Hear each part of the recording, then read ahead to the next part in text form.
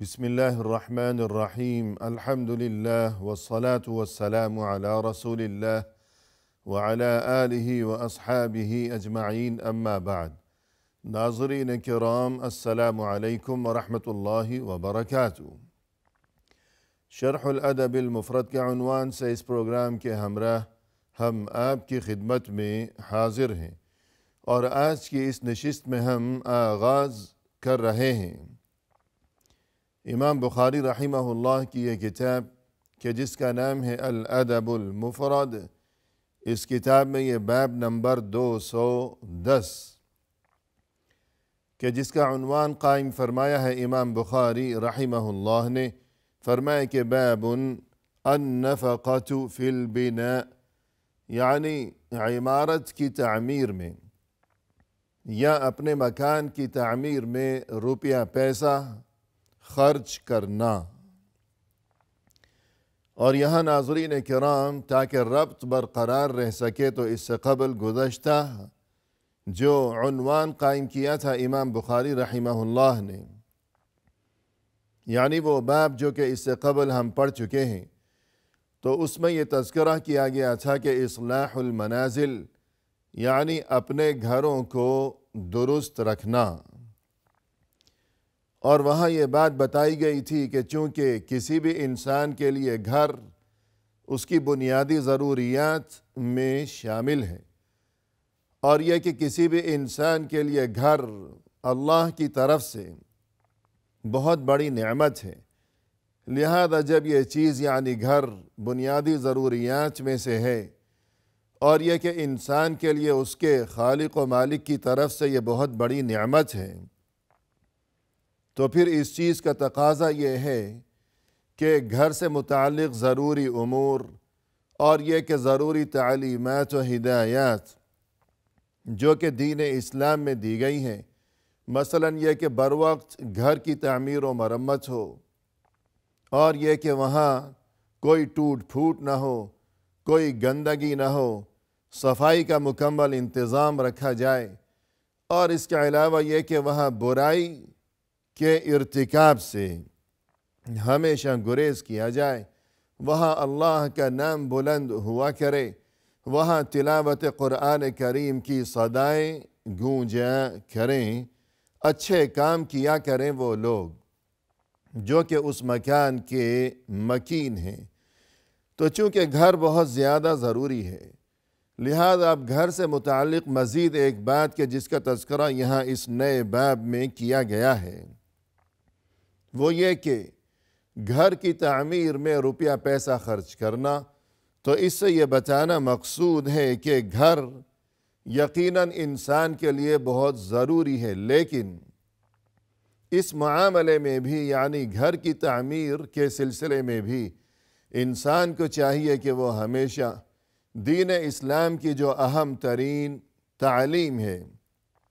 یعنی اعتدال، اور یہ کہ ہر معاملے میں میانہ روی سے کام لینا،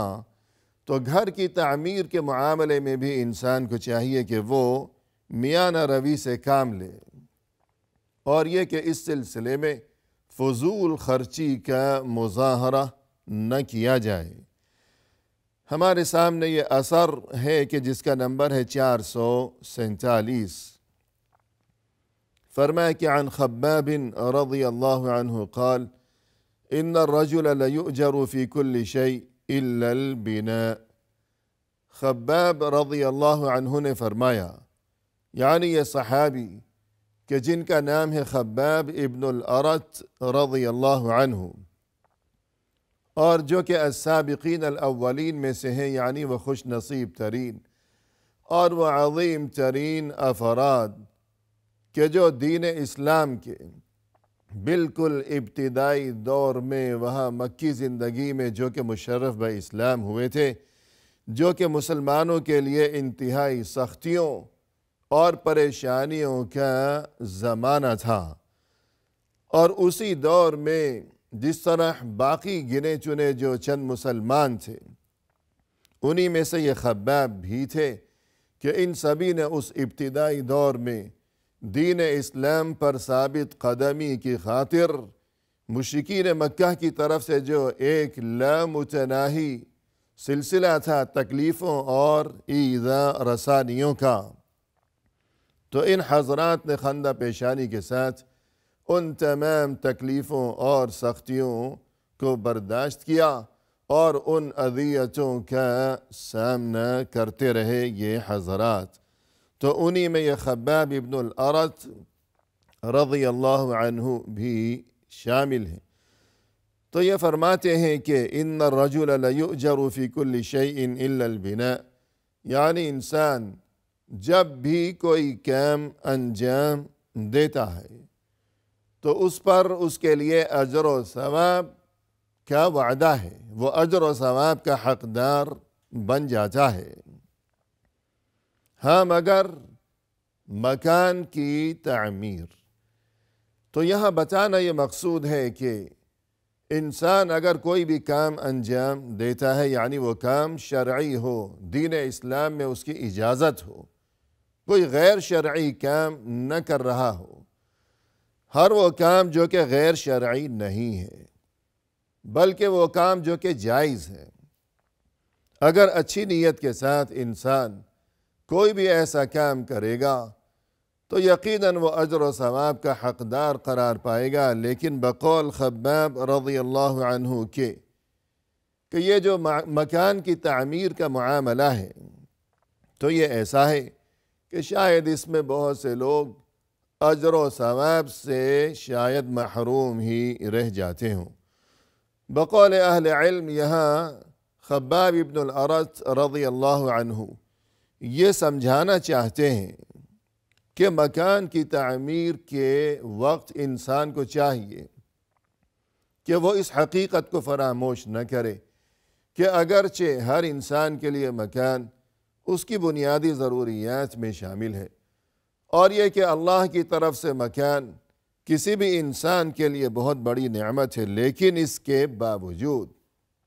مکان بناتے وقت، اپنا گھر تعمیر کرتے وقت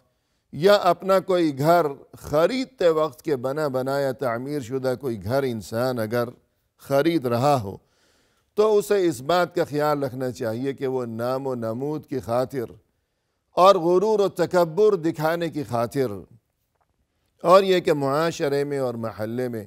اور اپنی برادری والوں کے سامنے اپنی بڑائی اور اپنی خوشحالی کا چرچا کرنے کی غرض سے اگر اس کی صورتحال یہ ہو کہ وہ ضرورت سے زیادہ کوئی بڑا اور لمبا چوڑا مکان اس نے خرید لیا یا بنا لیا، یا اس میں بہت زیادہ جو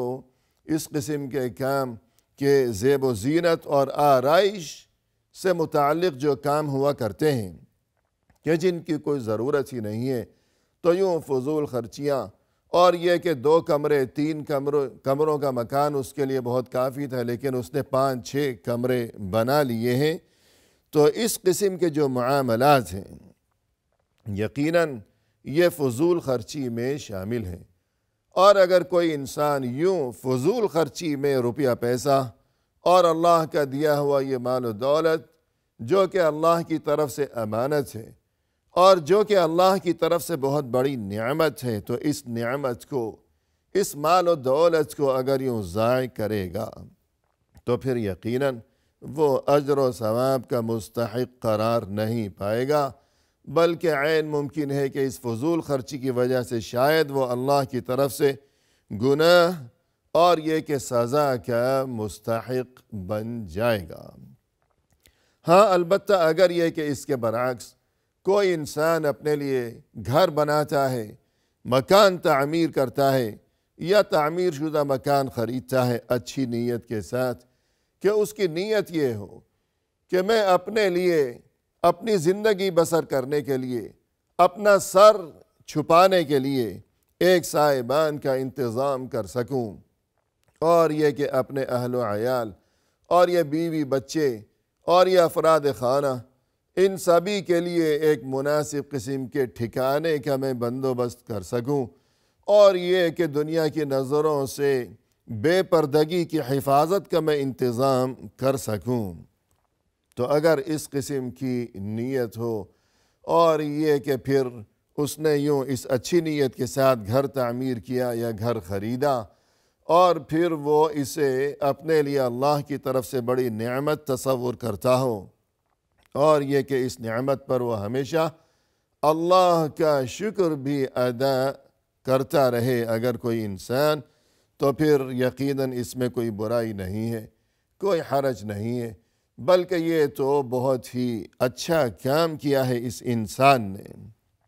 اور یہ چیز یعنی اپنے لیے اور اپنے اہل و عیال کے لیے مناسب قسم کے ٹھکانے کا انتظام کرنا کہ جس میں فضول خرچی نہ کی گئی ہو، یہ تو دینی و اخلاقی ذمہ داریوں میں شامل ہے۔ لہذا اگر یوں فضول خرچی سے اجتناب کرتے ہوئے اپنی ضرورت کے مطابق اور گنجائش کے مطابق اگر کوئی انسان اچھی نیت کے ساتھ مکان تعمیر کرے گا اپنے لیے،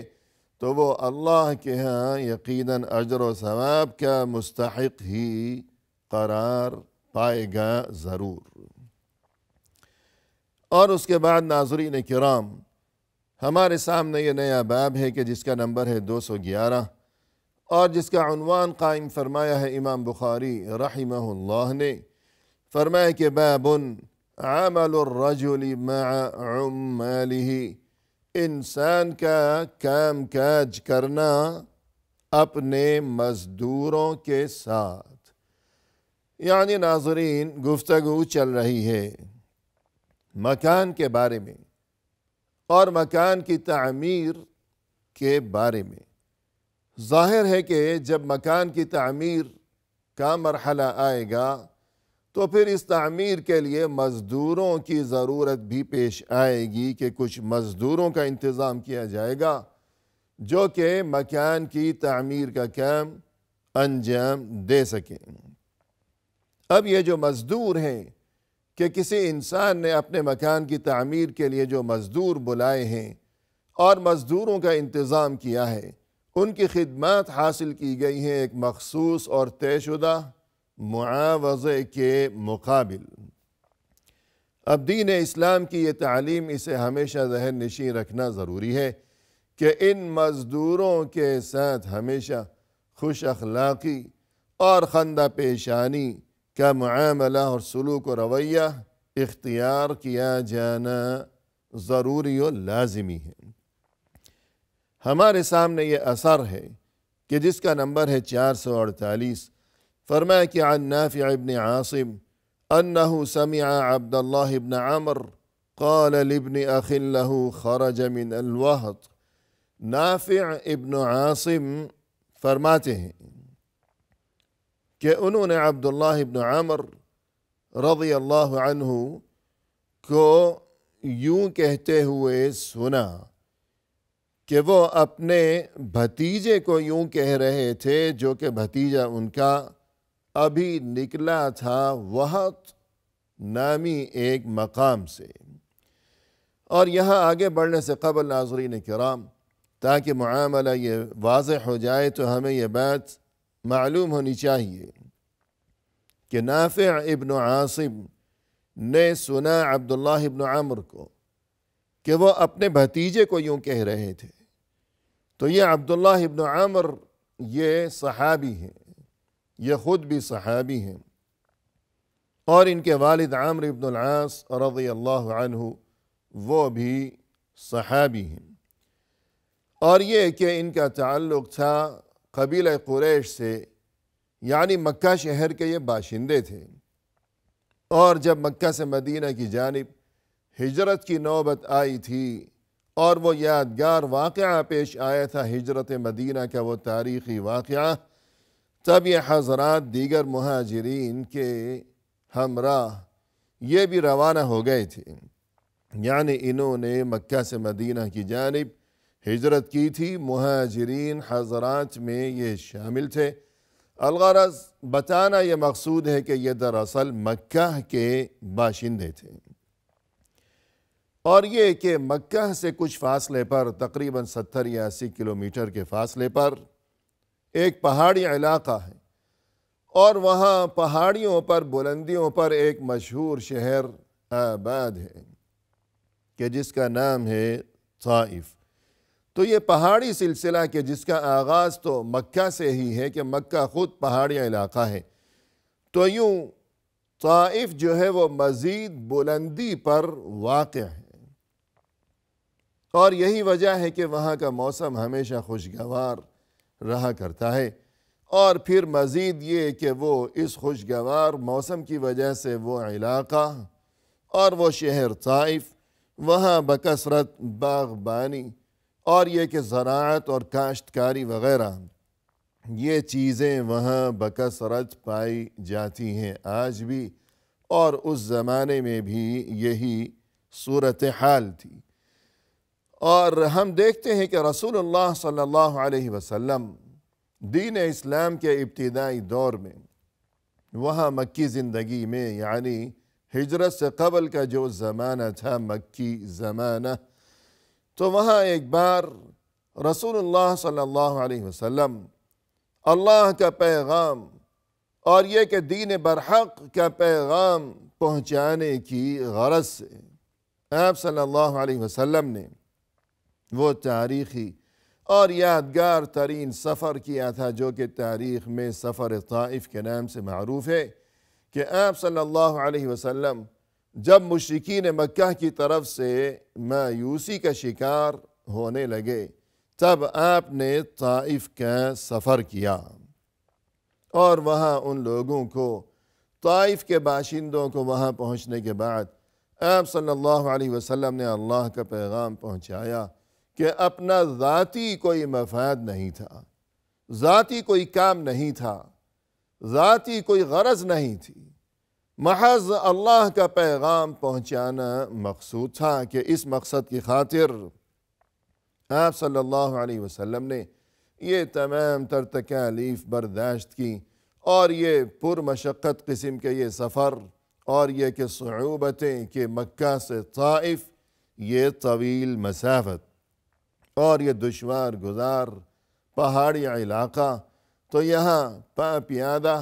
اپنے پیروں پر چلتے ہوئے رسول اللہ صلی اللہ علیہ وسلم نے یہ تمام مسافت طے کی، اور وہاں طائف پہنچنے کے بعد طائف والوں کو اللہ کے دین کی طرف دعوت دی تھی، لیکن اس کا کیا نتیجہ برآمد ہوا تھا، اور یہ کہ ہماری آج کی اس گفتگو کے ساتھ اس تمام تر تفصیل کا کیا تعلق ہے، تو اس بارے میں مزید تفصیل لیے ہوئے انشاءاللہ ناظرین کرام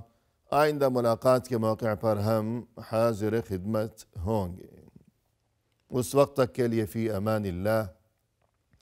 وآخر دعوانا ان الحمد للہ رب العالمین۔